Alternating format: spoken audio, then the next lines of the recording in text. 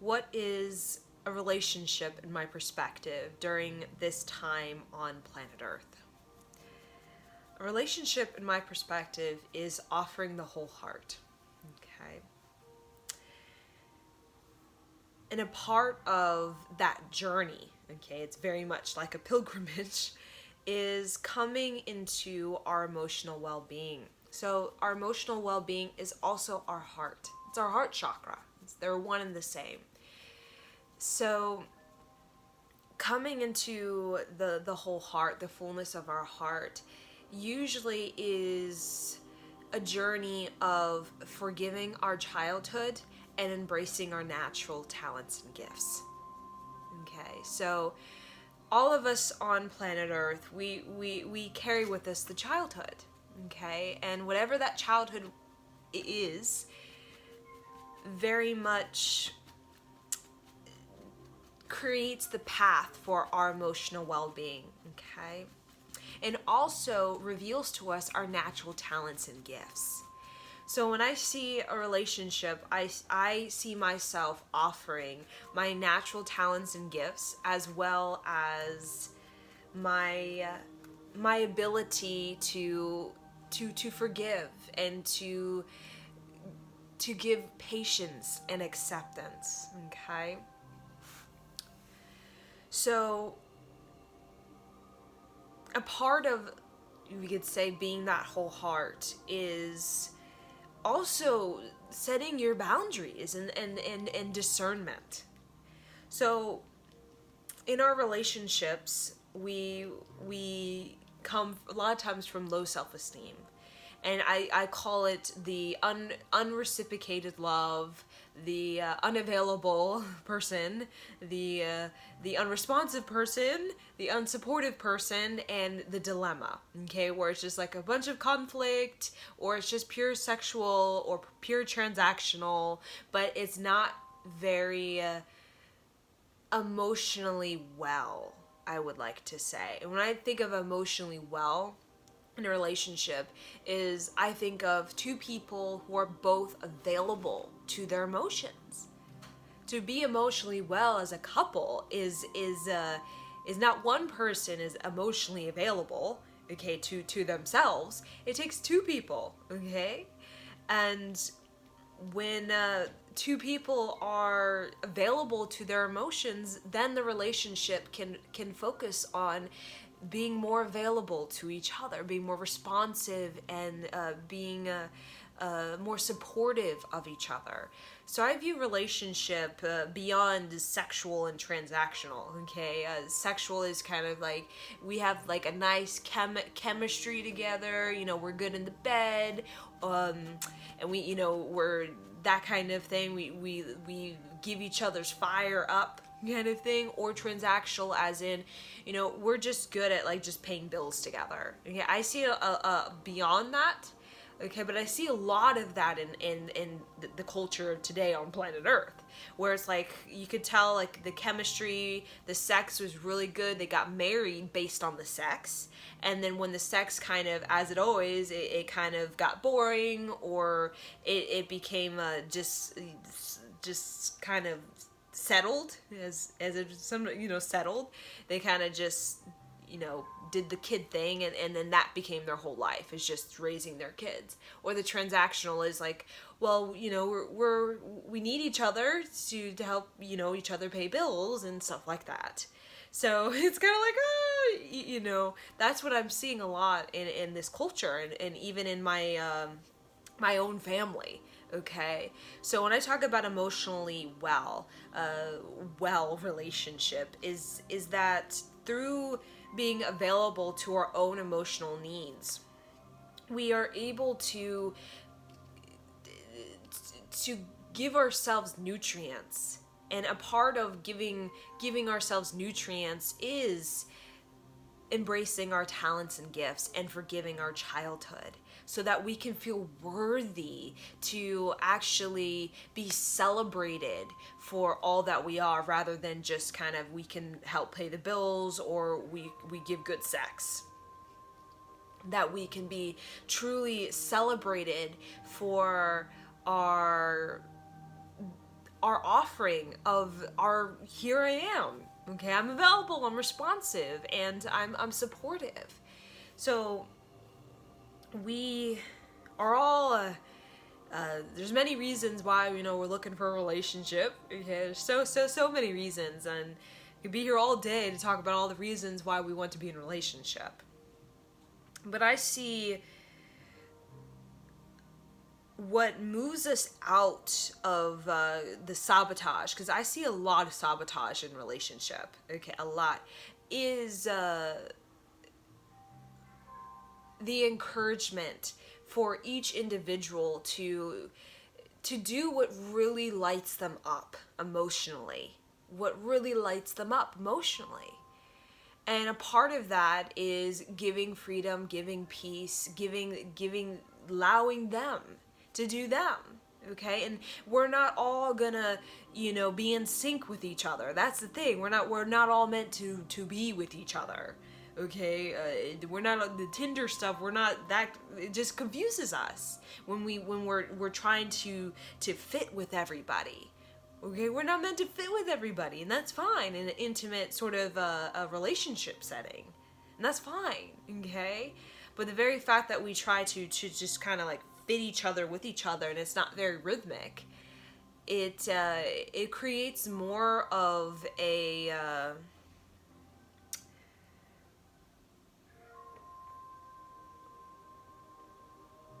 I would say it creates more of a block in our own lives. Okay, when we're trying to do that thing with somebody else. Okay, so when I see a relationship that is we call like a soulmate or like a twin flame, these kinds of things, I feel that relationship, it brings you closer to your heart. Okay, we can talk about hot sex or all day long. We talk about they pay good money, that kind of thing. We talk about all that all day long, but closer to your heart is a different sort of vibration. And when we talk about getting closer to your heart, it's more so a person, even the relationship itself, is guiding you to your most playful, enthusiastic, and wise self. Talk about your higher self. But a part of the relationship, what people is that relationship is it's a lesson. It is a lesson. Okay, and it really, according to even like yogic practices, that a relationship is actually how we can grow quite fast, emotionally mature quite fast, and also how we can play out the low self-esteem, the lack of integrity. We can play out so many lessons within a relationship, but we always either this lifetime or the other, how many lifetimes it takes, okay, we always come back to that pure reflection of our most playful, enthusiastic, and wholehearted self. Now, many people are like, what? It's like, that's like fairy tale, some people think that's fairy tale. Literally, a lot of people think that the best they could get is good sex or somebody who helps them pay the bills. And then there's all this problem and the conflict. It's like, exhausting kind of thing. But a lot of us are not necessarily ready to experience that. We're not ready to what we wanted. We are looking at it and we're like, the Notebook. And we're like, yeah. But we're not ready, because we have to give our whole heart, as you can even see in the Notebook. Okay, there are two individuals that are available to their emotions. They're listening to themselves. They're nourishing themselves. Okay? So we all want to, be ready, okay? But to really give our whole heart and receive a whole heart. But many of us, we get caught in the whole dilemma of, I'm not really available to give my whole heart, but I want something from this person, and or that person's not really available to give their whole heart because they're somewhere else in another relationship, and then the great dilemma is trying to navigate all of that. Okay, so for me, working on the whole heart has always been a pilgrimage that is sacred with myself. Okay, it's a voyage that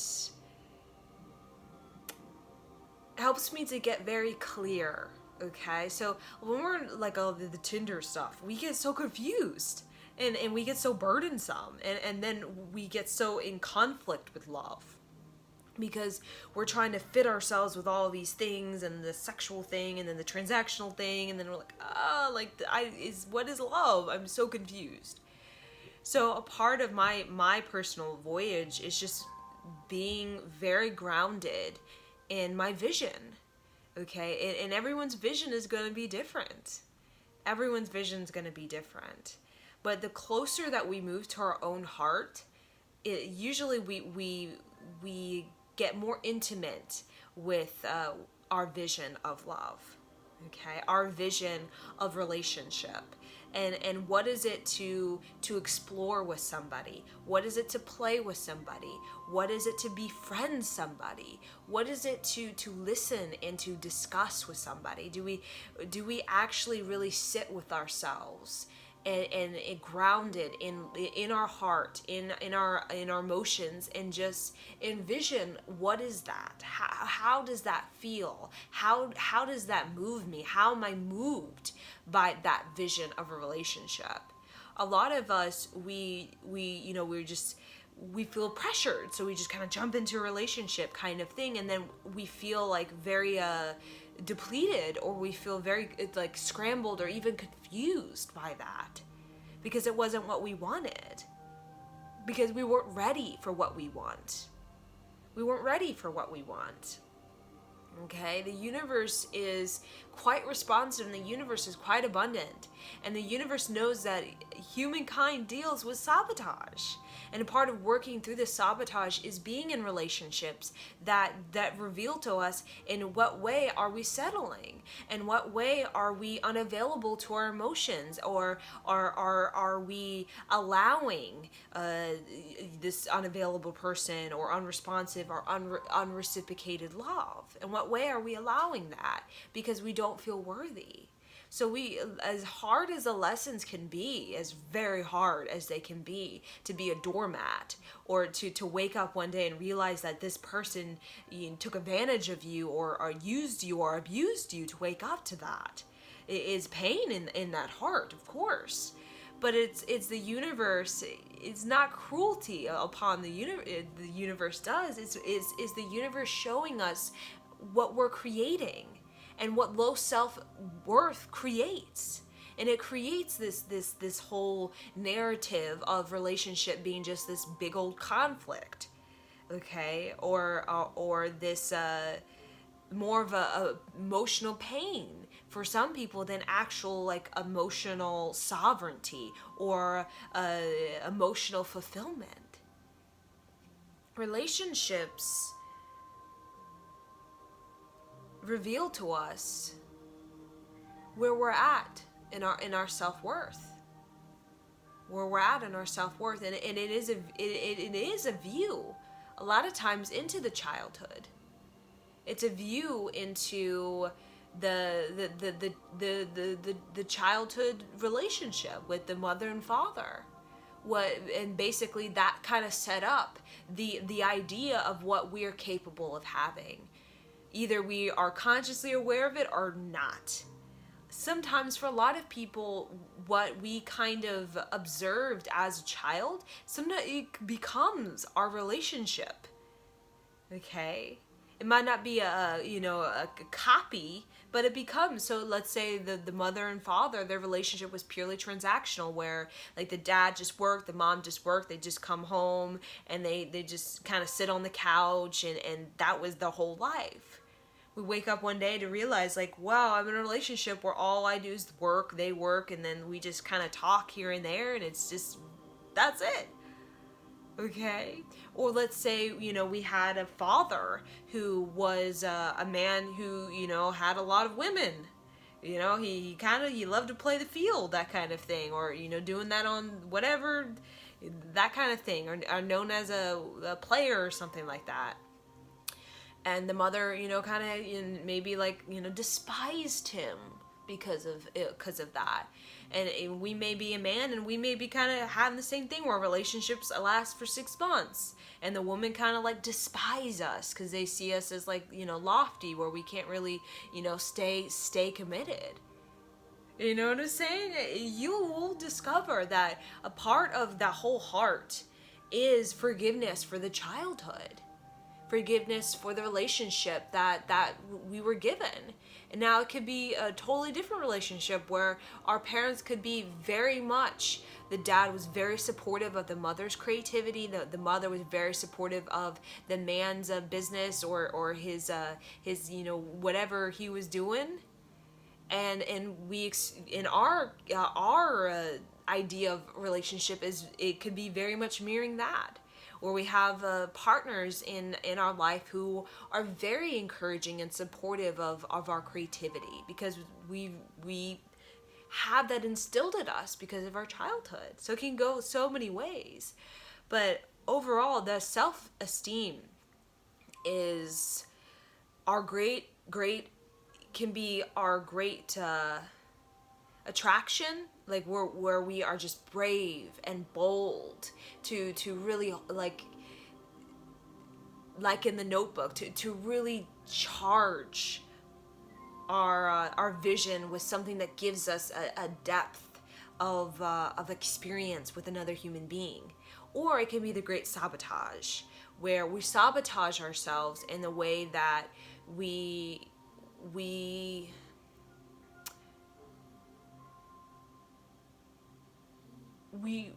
don't believe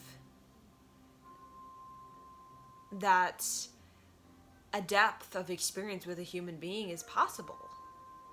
That's a great sabotage, when we don't believe in that, because reality is what we think.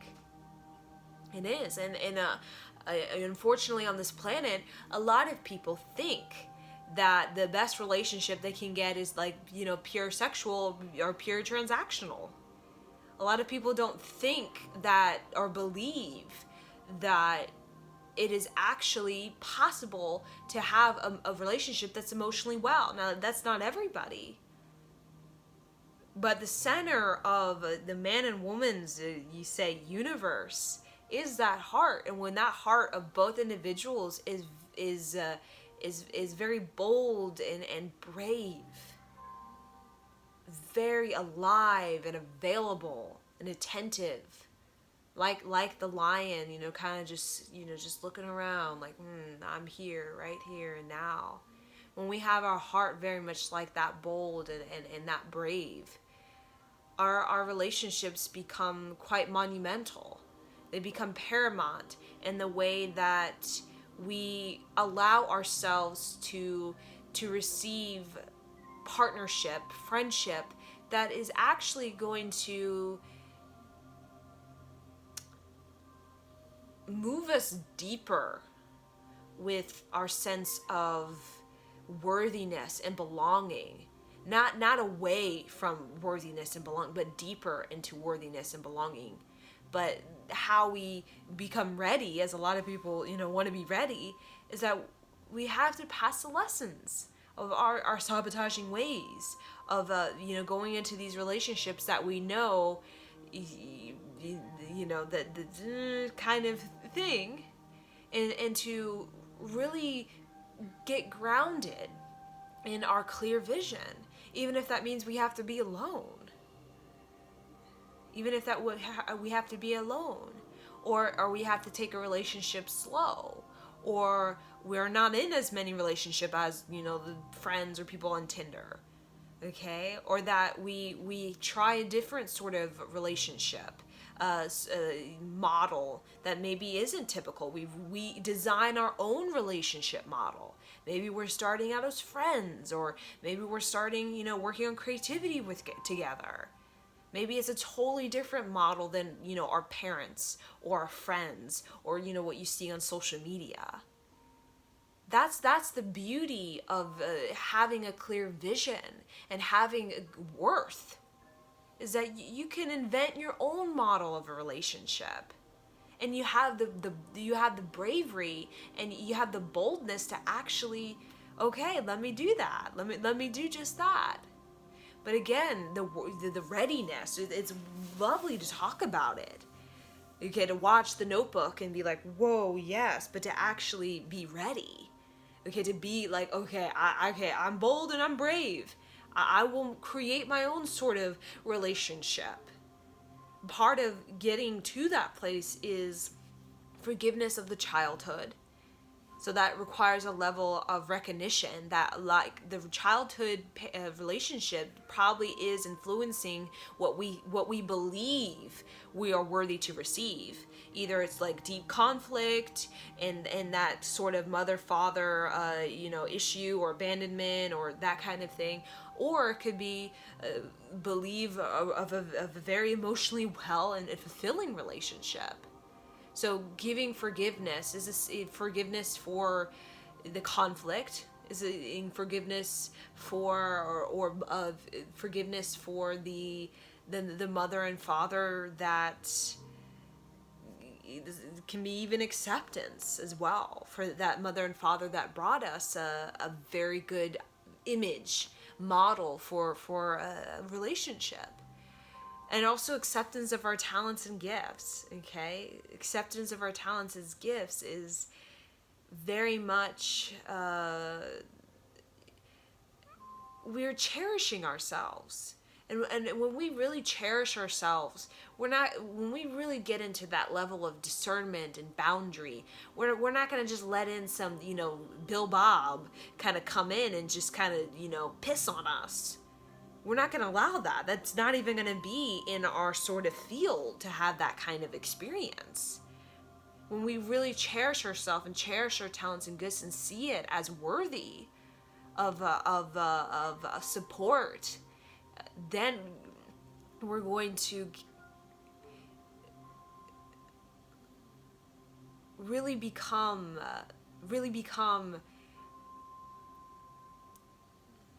faithful to our talents and gifts. Have we ever thought of, like, I'm faithful, meaning faithful as in I'm faithful to what really lights me up. So if this person's gonna piss on me, then they can go, I have nothing to offer that. But somebody, I'm so faithful to my natural talents and gifts, whatever that may be. And if this person wants to, be supportive, that's it for me. That's the person. Because what that does is, again, it brings me closer to myself, closer to my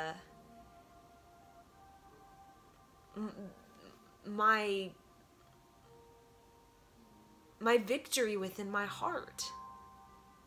So I wanted to share this with you guys because